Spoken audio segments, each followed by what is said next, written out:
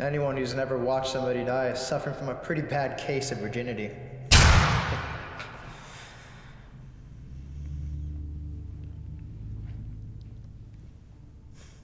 For 12 months, I watched my father die. I was 10 years old. He'd just come back from the war in Spain, you see, and certain God-fearing gentlemen there had made such a mess of him that he didn't have long left to live. Everyone knew it. Even I knew it. But you see, I was the only one who cared. His family were embarrassed by the whole business. Embarrassed and irritated.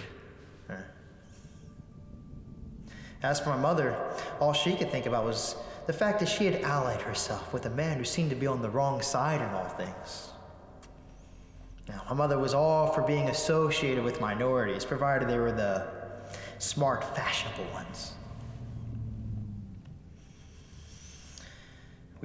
All of us waited for him to die.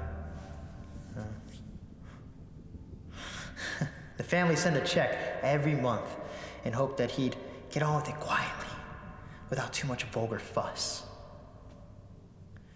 My mother looked after him without complaining, and that was about all.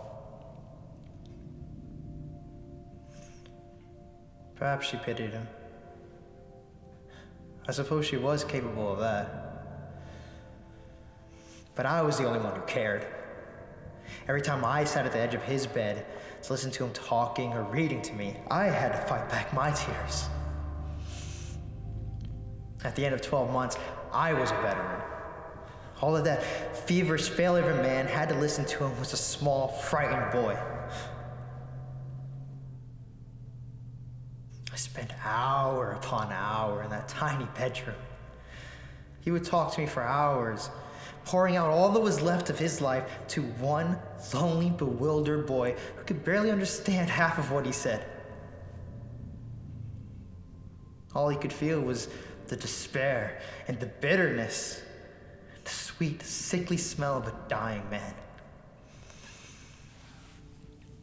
You see, I learned at an early age what it was to be angry, and helpless.